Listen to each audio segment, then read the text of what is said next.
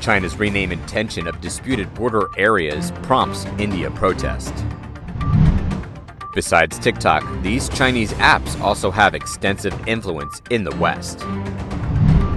TikTok fined $16 million by UK piracy watchdog over misuse of children's data. Australia to ban TikTok on government devices, joining with Western countries. US and allied military deployment angers China. India is fiercely denouncing the Chinese Communist Party CCP's new titles given to its eastern state of Arunachal Pradesh, a disputed state in northeastern India that borders China, Bhutan, and Myanmar.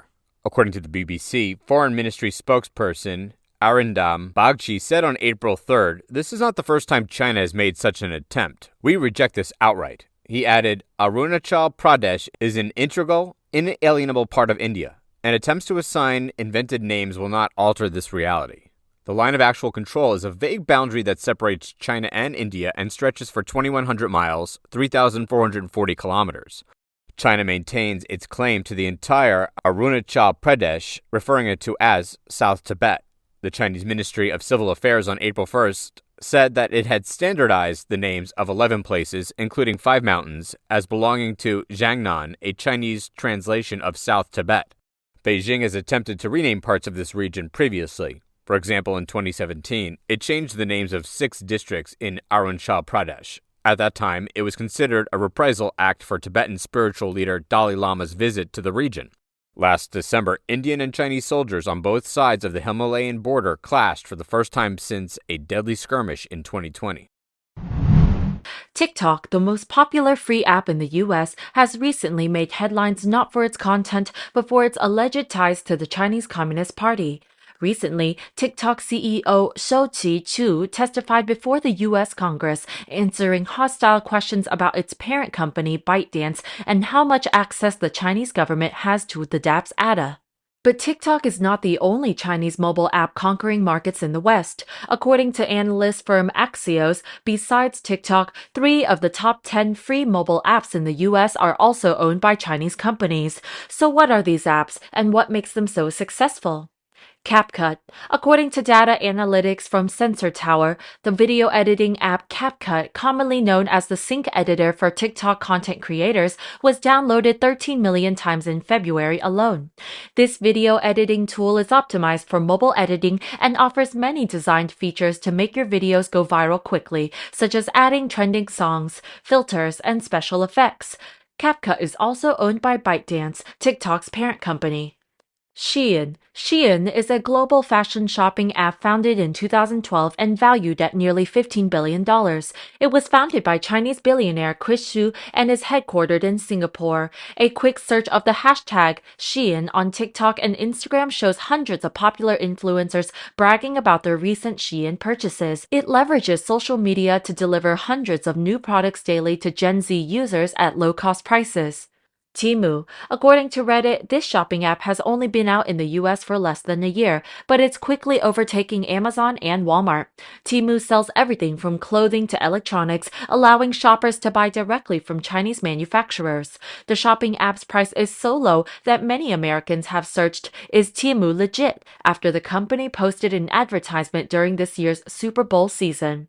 Other Chinese apps also have extensive influence in the West. Experts say the success of Chinese apps in the US is partly due to fierce competition in the domestic market, while American apps are banned in China.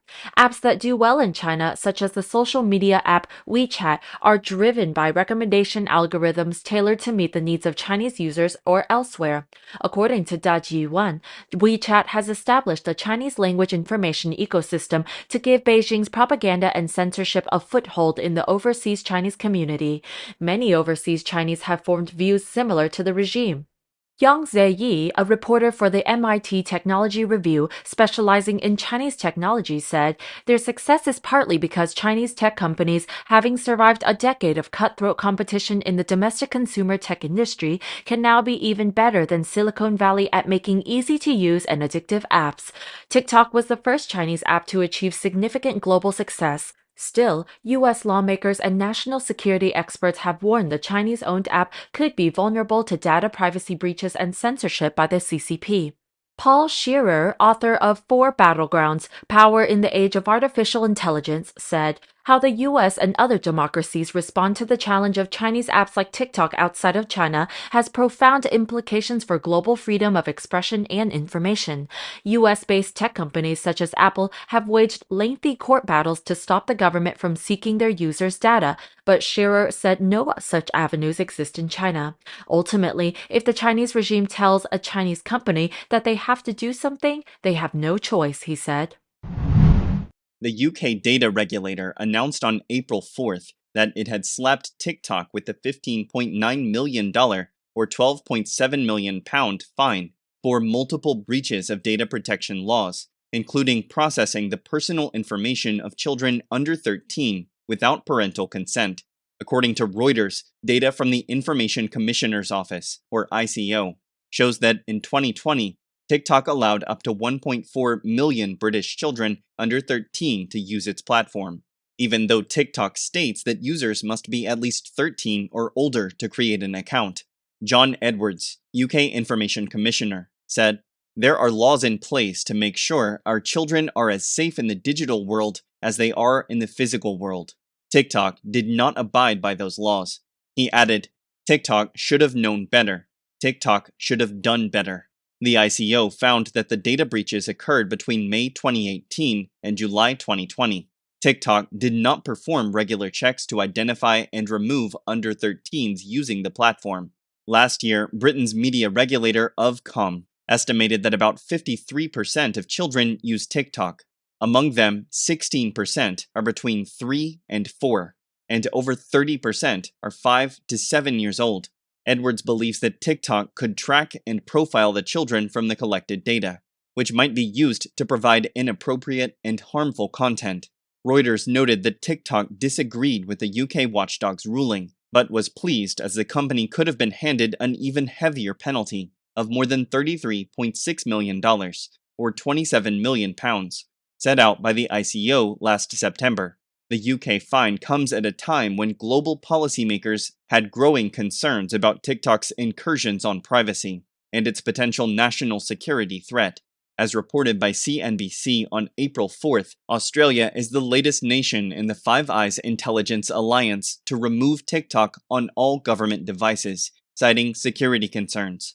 The US, UK, Canada, and New Zealand have announced similar prohibitions. Attorney General Mark Dreyfus said the ban would be imposed as soon as practicable. He added, "Exemptions will only be granted on a case-by-case basis and with appropriate security mitigations in place." In addition, other Western countries, including France, Norway, Belgium, and the European Commission, have also banned the app from government devices. CNN, citing sources, reported that NATO last week also started forbidding employees from using TikTok on all of its provided devices. On Tuesday, April 4th, Australia announced it would ban TikTok from all government devices due to security concerns, joining many Western countries to take action against the Chinese-owned video app. According to Reuters, Australia's Attorney General Mark Dreyfus said the ban would come into effect as soon as practicable. He added that exemptions for using the app would only be reviewed on a case-by-case basis and with proper security measures. Australia is the latest country in the Five Eyes Security Alliance to impose a government TikTok ban.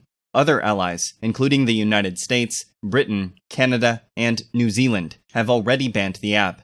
Belgium, France, and the European Commission have imposed similar bans. Surveys have shown that about 7 million Australians, or about a quarter of the country's population, use the app. Citing the reason behind the ban, the Attorney General's department said the Chinese-owned app posed significant security and privacy risks, caused by the extensive collection of user data. Last month, US lawmakers grilled TikTok CEO Shou Zi-chew as he testified before Congress about the Chinese regime's influence over the platform and the app's harmful effect on children. Shou Zi-chew denied the app shared data or has ties with the Chinese Communist Party.